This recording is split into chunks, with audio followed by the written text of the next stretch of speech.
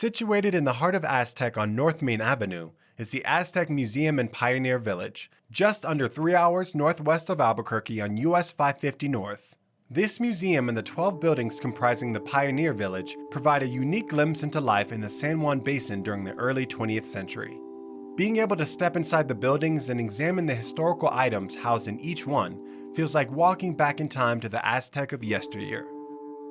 Remnants and relics from this area's early settlers are displayed in such a manner so it feels as if the people once inhabiting these spaces perhaps just stepped away momentarily, possibly returning at any given moment. You get a real sense of what it felt like to sit in an early 1900s schoolhouse, and what goods you may have found on the shelves of the General Mercantile, or what the accommodations of a train caboose looked like. You may feel humbled upon entering the modest log cabin of an early pioneer, or curious about the career demands of the town physician and local sheriff. And you can almost hear the echoes of chatter in the old school barbershop.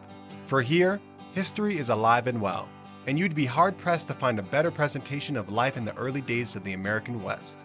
Sharing this sentiment are two chaps I met outside the general store, Jimmy and Jacob.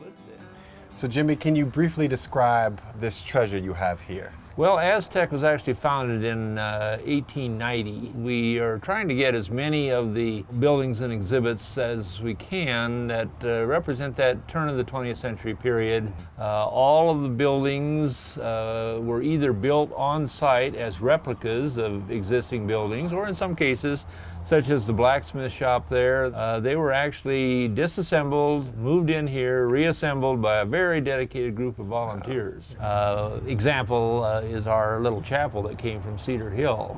They disassembled it and... Every piece of it? Yes. Wow. Reassembled it, in fact brought in the pews, the pulpit, all those things are original from the Cedar Hill Church. And we actually have weddings there now. Wow.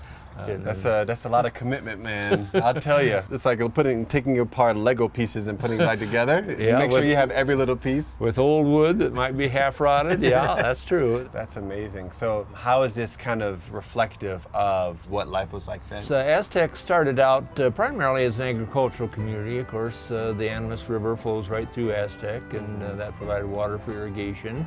It grew into a fairly sizable settlement within a matter of less than 10 years. It was the hub of San Juan County.